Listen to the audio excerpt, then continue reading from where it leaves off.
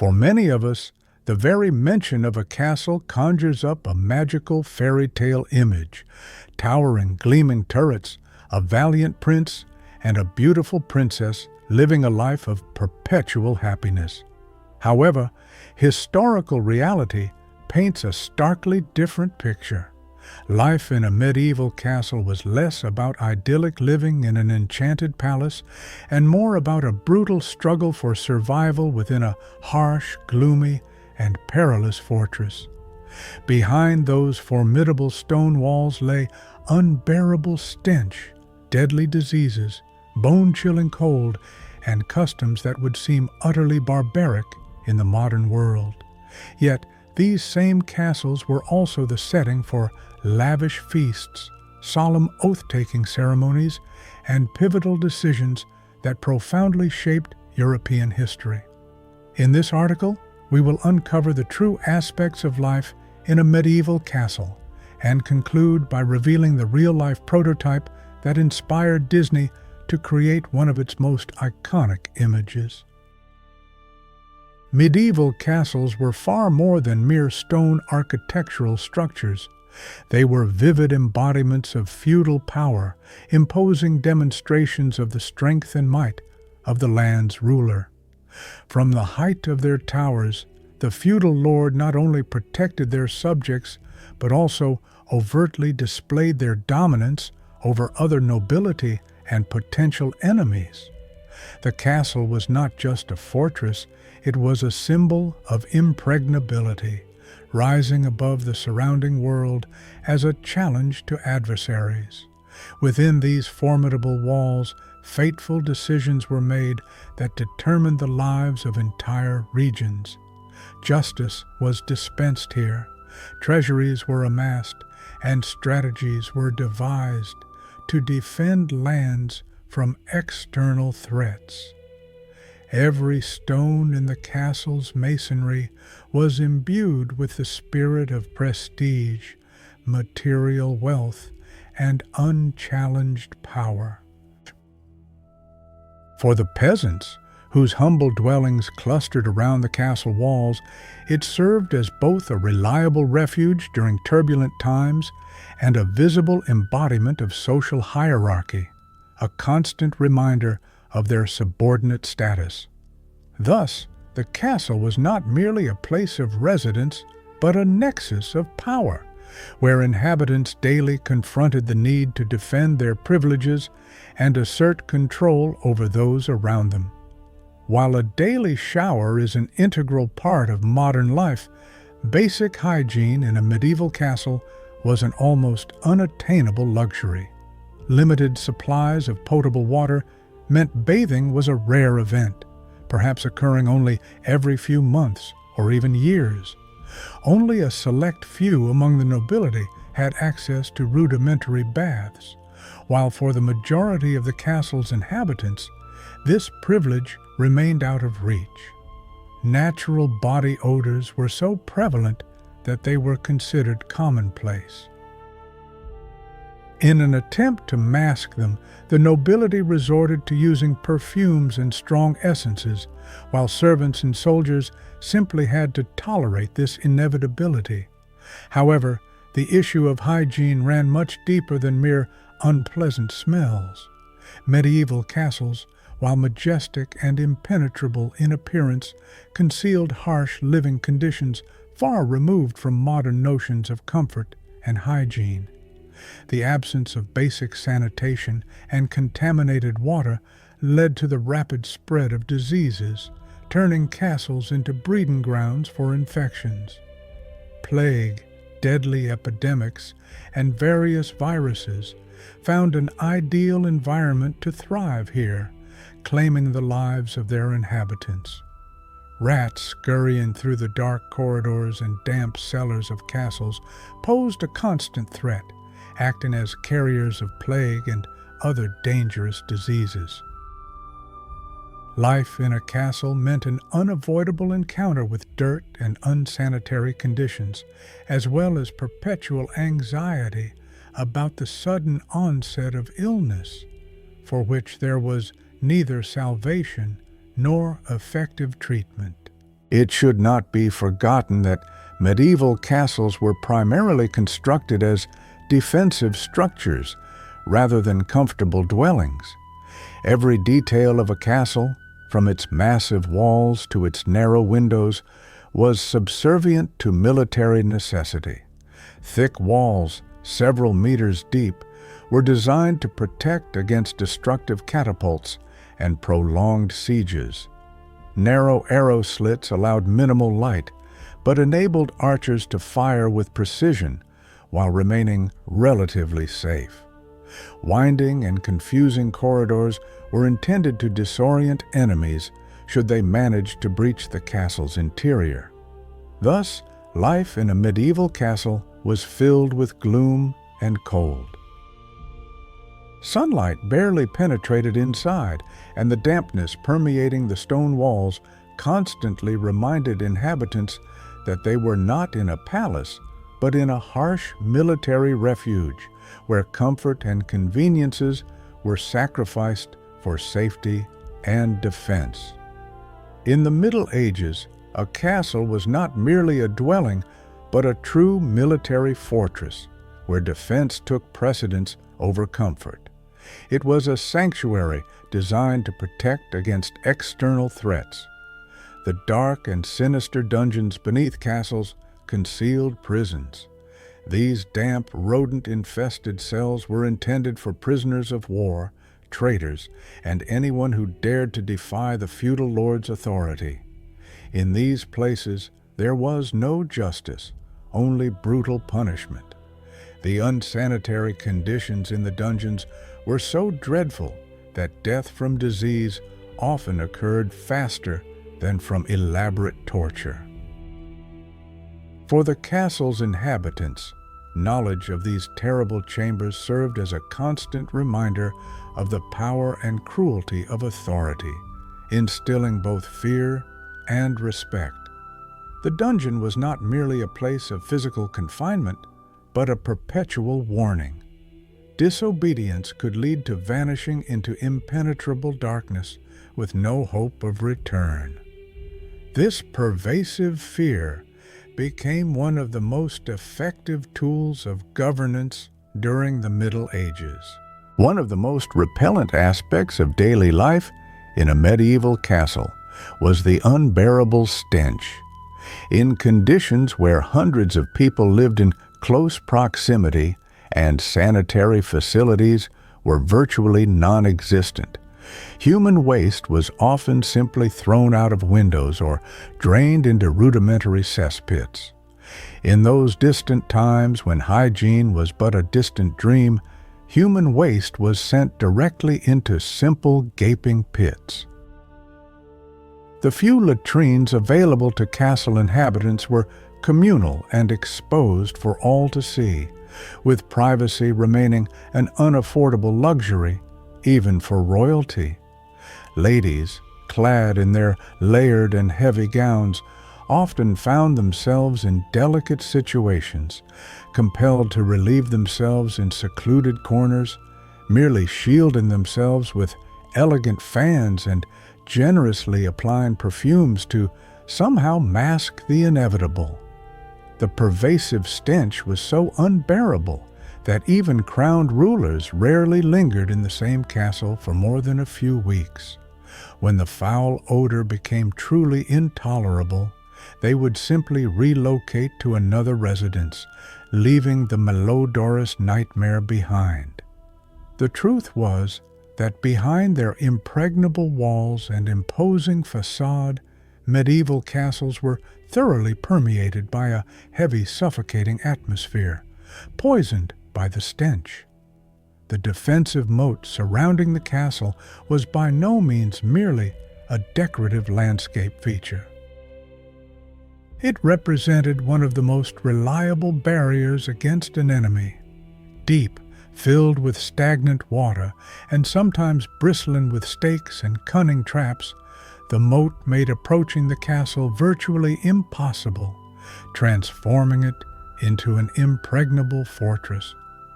The main entrance to the castle was accessed via a drawbridge, which was lowered to allow allies and peaceful peasants entry during quiet times, and swiftly raised at the first sign of danger, securing the castle against unwelcome visitors.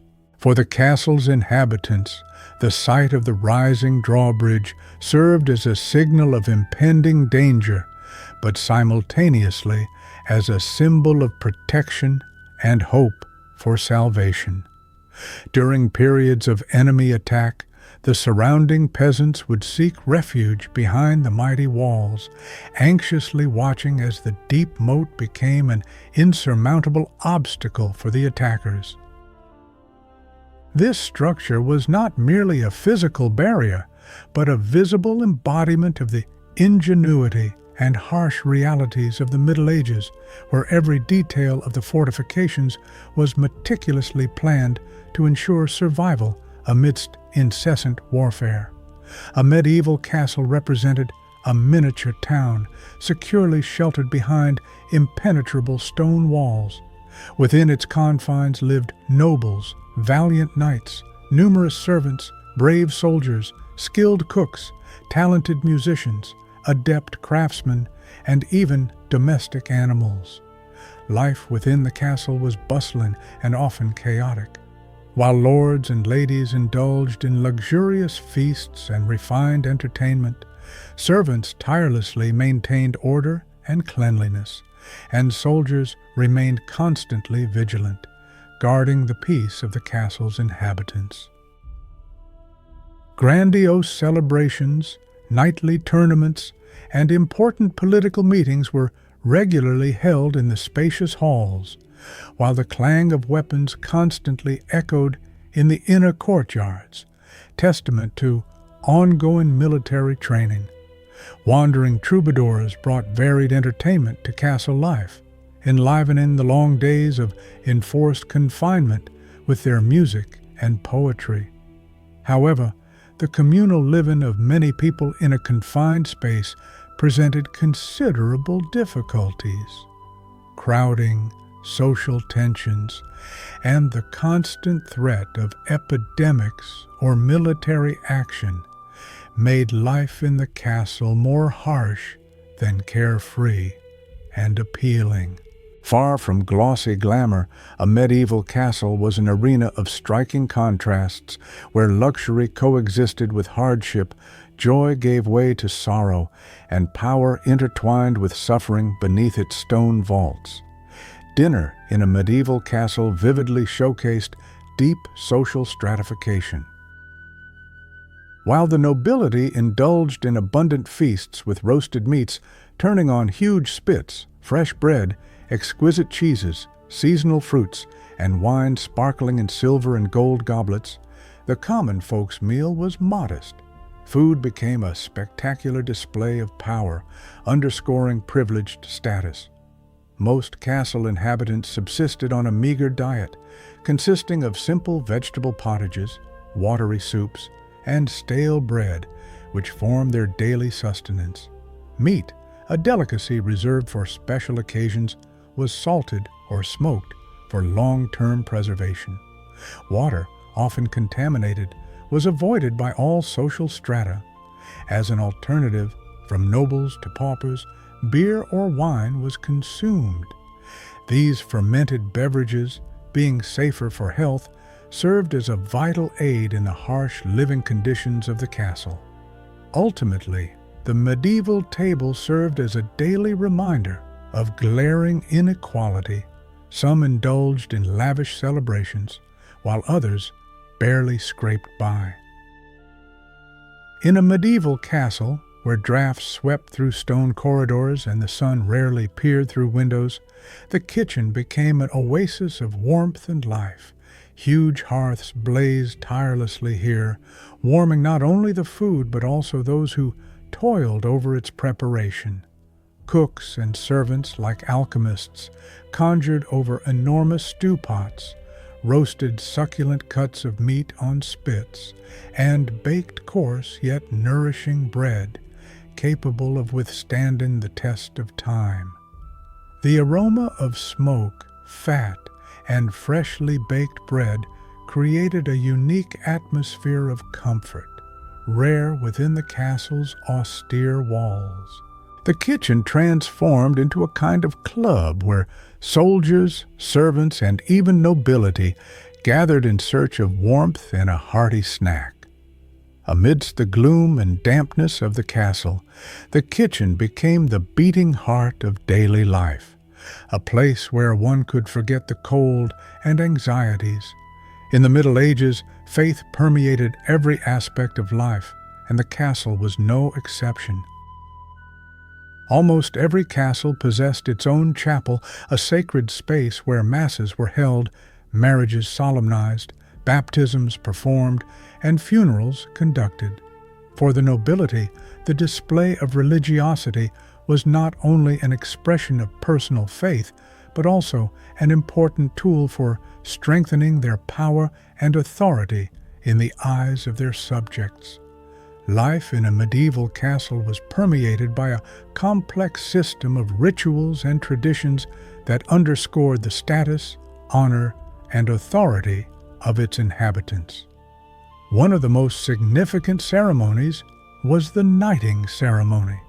In anticipation of this important event, a young man would spend the night in a prayer vigil, clad in a white tunic, symbolizing purity of thought and readiness for service. With the first rays of sun, armor would be placed upon him. A clergyman would bless his sword, and the monarch or feudal lord would touch his shoulder with a blade, officially bestowing the title of knight. This solemn ritual combined spiritual and martial elements, serving as a reminder that existence within the castle was not only about territorial defense and political intrigue, but also a deep connection to religious beliefs and the notion of the divine origin of power. Castles also played a crucial role in shaping the future elite of society. Young nobles were sent to serve as pages or squires, where they learned the fundamentals of discipline, etiquette, and martial arts. From an early age, they practiced with wooden weapons, cared for knights' horses, and studied the rudiments of military strategy, preparing for future battles and the management of estates. However, education was not limited to military training alone. Priests and tutors taught them reading, writing, and, crucially, the study of Holy Scripture, laying the foundations of morality and spirituality. Medieval culture was passed down through generations in the castle's spacious halls, where troubadours and minstrels entertained the nobility with their tales, poems, and songs, extolling heroic deeds and reinforcing a sense of pride in their lineage and country. In medieval castles, education was the pride of noble families, though accessible only to the chosen few. Young aristocrats diligently studied Latin, history, rhetoric, and horsemanship, preparing for their future roles as leaders and warriors. Meanwhile, for servants and peasants, education remained an unattainable dream. Life itself became their school, arduous labor in the fields, fulfilling their duties as servants, mastering culinary arts, and acquiring the basic skills necessary for survival in the harsh conditions of the Middle Ages. Within the castle hierarchy, culture and education were the privilege of a select few, while a vast majority of the population could only observe the aristocratic way of life from afar. The lives of women in medieval castles were strictly regulated by protocol and rigid rules. Ladies of noble birth spent much of their time managing the household, engaging in embroidery, playing music, and upholding the image of honor and propriety that society demanded of them. Although women rarely participated directly in battles, their influence on castle life was highly significant. In their husband's absence, many took charge of managing the lands and made key decisions concerning the castle's functioning and its inhabitants. However, women's freedom was severely limited, and marriages were typically arranged not for love, but to strengthen political alliances and expand family influence. Inconveniences and privations were also an inherent part of daily life for medieval ladies. Heavy dresses, restrictive corsets, and long trains hindered even the simplest of actions. Often, ladies had to resort to fans and fragrant essences to somewhat alleviate the lack of basic hygiene and privacy in the crowded and foul-smelling castle chambers. Women's lives within the castle unfolded within a complex web, woven from aristocratic privileges and stringent social restrictions. They constantly navigated between wielding power and the necessity of submission, existing in a gilded cage of sorts. However, all castle inhabitants shared one pervasive sensation: the biting cold. The monumental stone walls, while providing robust protection, were simultaneously a source of constant dampness and low temperatures. Invisible drafts permeated everywhere, and moisture relentlessly seeped through the masonry, leaving ominous, seemingly permanent stains. To mitigate the harsh conditions somewhat, floors were strewn with straw or dry grass, which, among other things, helped to mask the unpleasant odors that inevitably arose in confined spaces. In the noble chambers, feather beds were used to retain warmth, but even these could not always alleviate the feeling of numbness caused by the persistent cold. The only refuge from the chill was the kitchen, where large hearths blazed ceaselessly. In the rest of the castle, cold reigned supreme, reminding everyone that these fortresses were built primarily for defense against enemy attacks, not for comfort. The choice of location for building a castle was never accidental. The site was meticulously chosen to ensure maximum resilience against all types of attacks. In the Middle Ages, when the world was rife with dangers and conflicts, castles served as robust bastions of security and defense. They were constructed with strategic topographical advantages in mind, designed to repel any enemy assault. It was no coincidence that most castles were built on hills, cliffs, or elevated positions, offering a wide view of the horizon, thus allowing for early detection of approaching adversaries. The heart of every castle was the keep, the main tower representing the most fortified place within the stronghold. Here, the feudal lord resided with his family, and vital provisions such as food, weapons, and other essential resources were stored. The keep served as the last line of defense in the event of an invasion, when all other lines had been breached. The staircases leading to the keep were deliberately made steep and narrow to make the attacker's advance as difficult as possible. Anyone who did manage to reach this point would face the most heavily fortified part of the entire fortress. Thus, the keep was not only a symbol of power and might, but also the ultimate refuge, offering hope for survival when all else was lost. Despite all the inconveniences associated with life in a medieval castle, these magnificent structures have left an indelible mark on history and culture. Centuries later, they continue to inspire our imagination and serve as a source of inspiration for artists, writers, and architects. A prime example is the Alcazar of Segovia in Spain. Its majestic silhouette and towering turret served as the prototype for Cinderella's famous castle in Disney animated films. a testament to the enduring power and beauty of medieval fortresses. Consider, for instance, the famous edifice of Cinderella's castle. It's remarkable how millions today associate it with magic and a world of fantasy, forgetting that in the past it was a harsh and impregnable fortress where life was fraught with the same hardships and privations as in any medieval castle. The disparity between historical truth and the romanticized image created by fairy tales is simply enormous.